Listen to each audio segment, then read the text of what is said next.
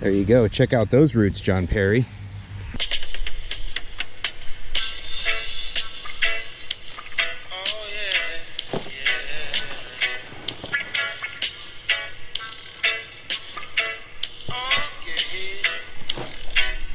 What's up, y'all? I'm Alan Hain, the Lawn Care Nut. Thanks for coming back for yet another week. The lawn is definitely starting to wake up. I think we're pretty much into a warming trend even into next week to set some warm records. But you can see I did a Carbon X app here now. It's been a few weeks ago, and then we got super cold. Everything stopped. Now it's starting to green up, and I really like the color that I'm getting here. I don't know if you can tell, but it's really greening up nice.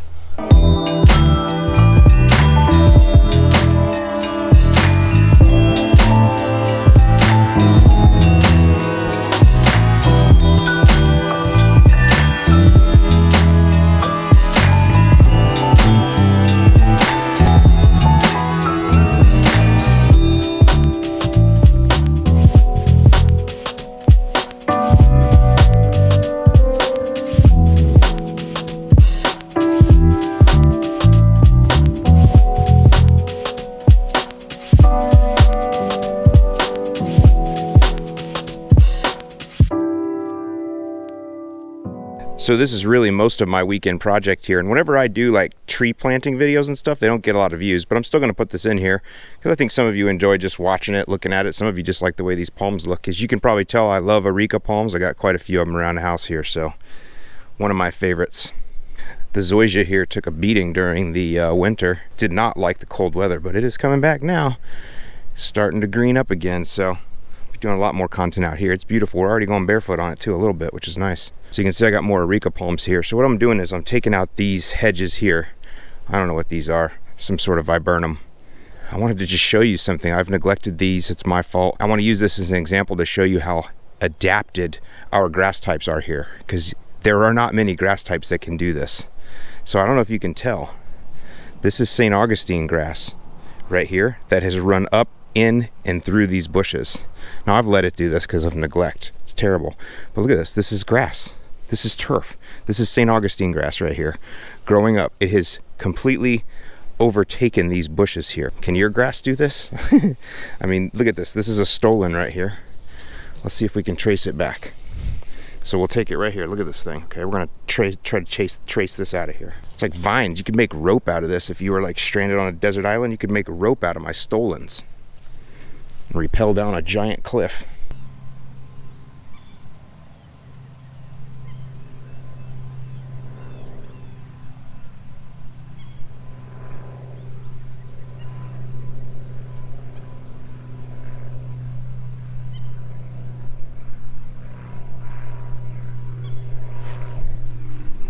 Look at that.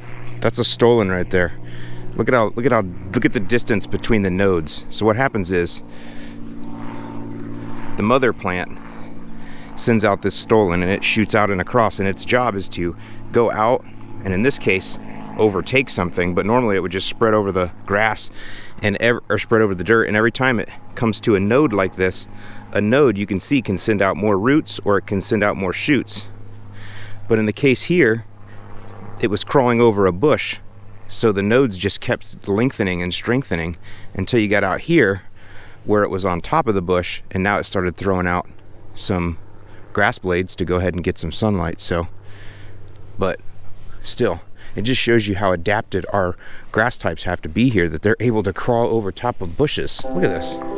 Again, this illustrates my severe neglect of this side of my house, but I never tell you I'm perfect. But just look at that. That is crazy. The grass is just overtaking this. Look at this. Just reaching out. It's just reaching out across. Giant stolons of St Augustinegrass.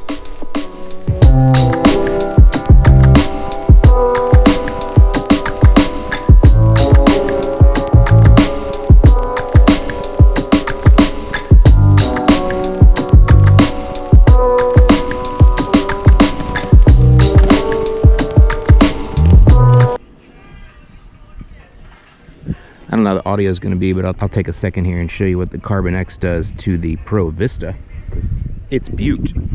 Of course, I do have some broadleaf in here. So I have a lot of this weed in my lawn in the front too, and I believe this is some sort of nightshade, and I believe it comes from birds' droppings dropping the seeds out, and then it grows in the lawn. But yeah, some of you that might know a little bit better about this can tell me, but I do believe this is nightshade. Either way, we have control for this because this is Pro Vista St Augustine grass. Not sponsored. And here's a thistle. Be careful with these, they'll get you. These grow across the entire United States. And then here is Bermuda invading, which we knew would happen, but we got something for that, so I am not concerned about Bermuda invading this Pro Vista.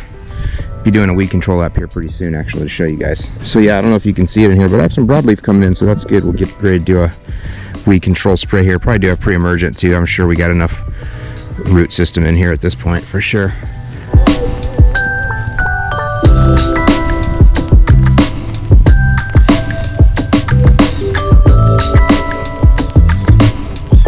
Here's some other familiar ones. Here, hairy bittercress.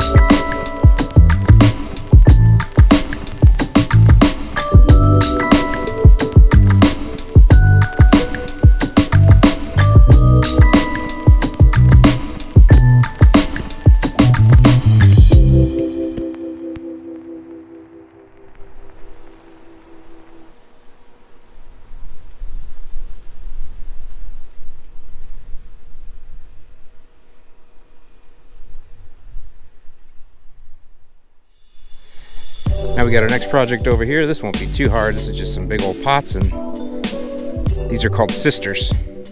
Get this little arrangement done here.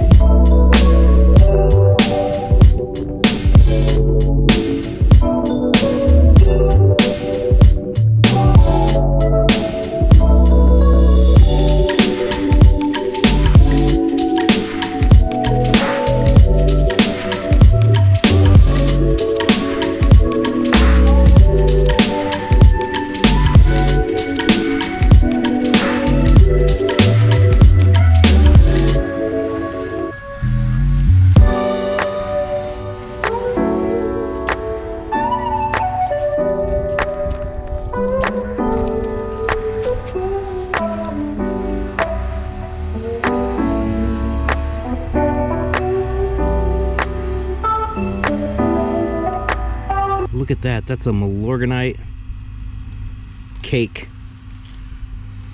That's how much Milo I put underneath there. It turned it into like a cake. Still smells like Milo too. Like only the good parts still smell like Milo.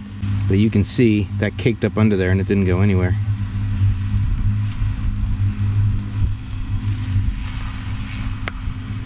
Let's take our fossilized Milo cake and give it to those guys.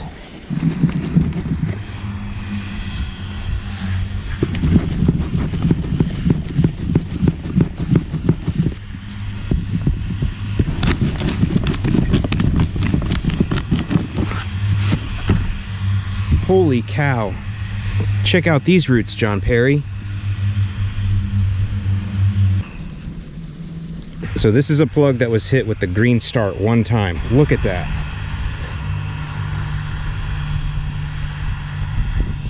Look at that, you can see the original plug right there.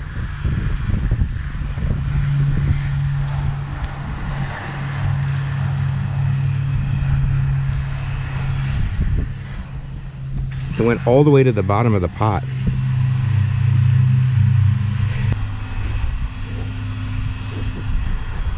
So you already saw the control in the Milo. Here's the control. There's no roots in there. These stolons stuck in, but you can see very little rooting on the control. The Milo one didn't root at all because we saw it had a Milo cake underneath it. So here's the other control. Let's see what this did, just to see.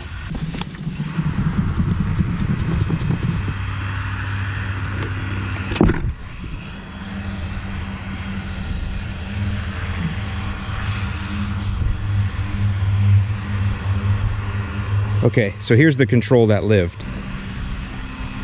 All right, so this illustrates it. So this was the heavy dip of the 901 Greene Start, and you can see the roots went all the way down to the bottom of the pot. This is the control. So that control over there died. That was a total failure. This control, I would say, is probably indicative of what you get with nothing, but you can see the difference in the root density. I mean, this is good, right? That's what happens when you have beautiful sand too. It just goes right through it. There's nothing stopping it, but that's the roots on the control. And then there's the roots on the Greene Start. One single dip. So definitely that shows a difference. Here's the RGS. Let's check this one out.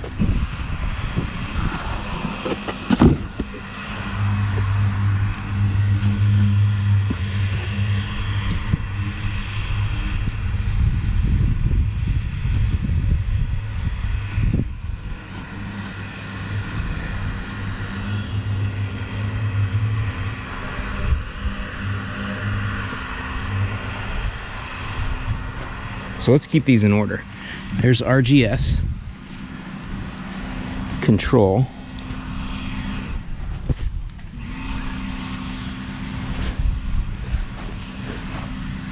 heavy dip. All right, here is hydrotane.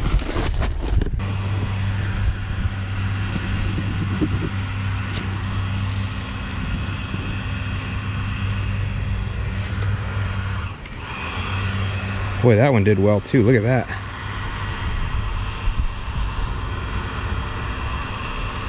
All right, here's the light dip of the Greene Start.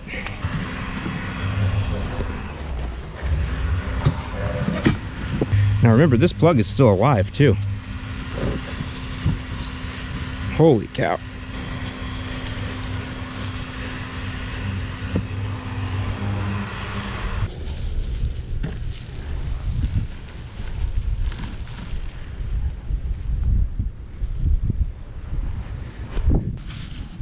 See, and here you can see this is what a normal stolon does. See the nodes? Now these are not what we're crawling across bushes. These are crawling through soil. So look at that.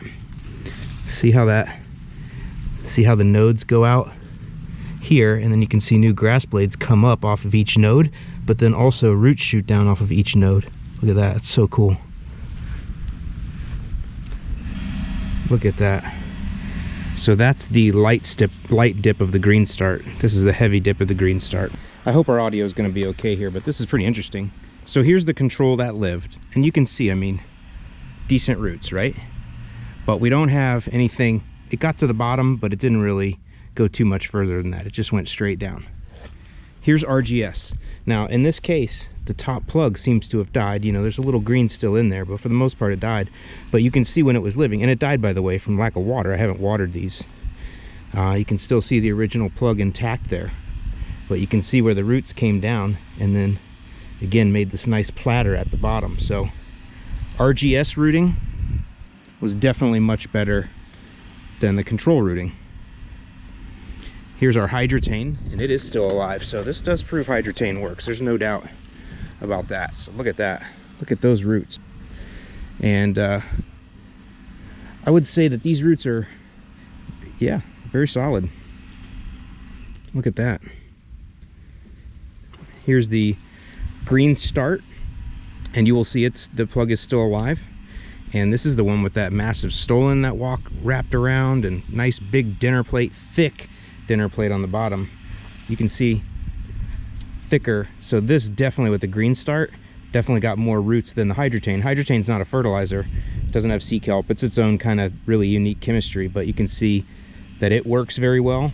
But this plug here, Light Dip of Greene Start, look at those roots, just thick roots. Look at that.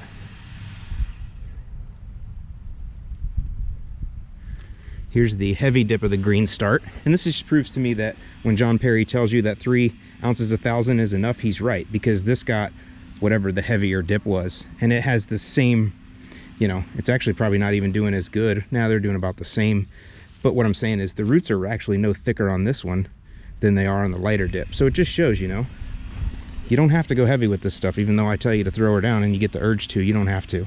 But still, heavy dip of Greene Start, look at that. And then of course our 2 dead ones, we saw the Milo cake. That old boy never stood a chance. And then this control just didn't work at all. This control just died. So, pretty cool though.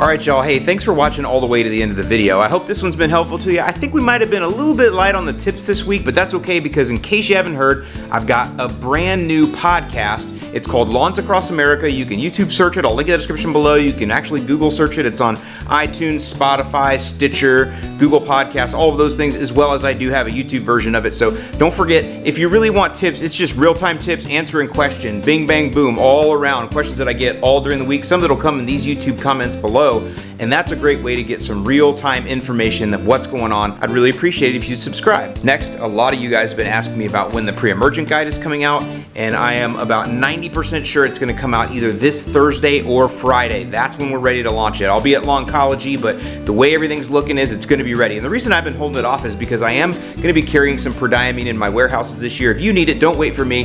Prodiamine 0.37, prodiamine 0.38%. You can get that in granular a lot of places. It's all going to work the same. But if you are waiting for me, I do appreciate that. I will have that for sale in the store, hopefully by Friday, and that's also when we're going to go ahead and release the new pre-emergent guide. Of course, that guide is aimed at warm and cool season lawns, so that'll help everybody. But the next thing is the updates to all of the ebook guides. Those are also coming out. The warm season guide, that one will probably also come out Friday at the same time as, again, I'm just waiting on that prodiamine to be ready. And then the cool season guide, yours is going to follow. Your update will follow sometime 7 to 10 days after that. So I mean, everything is coming up right here. I mean, the season is really kicking off. I do feel like I'm probably slightly behind where I want to be, but I think I've been able to deliver some really good content over the last few weeks, and I think that a lot of you have gotten a lot out of that. So I'm hoping that the guides will just really reinforce a lot of the stuff we've been talking about here on the channel. So if you are looking for more content, even over and above all that, I also have an email newsletter that goes out every Tuesday, and it kind of relates to a lot of this too, but a lot of you guys really like to get your content written. You like to see still photos and things like that. So if you click the link in the description below, you can sign up for my free email newsletter that goes out every single Tuesday, and that is also a tip in your box every single week. So with that, I hope that all of this stuff has been helpful to you. I really appreciate you guys being patient with me on a lot of the projects that I'm working on, but again, I really hope that the information I'm putting out continues to help you get down the road to having a great lawn. I'm Alan Hain, the Lawn Care Nut. Thanks for watching, and I'll see you in the lawn.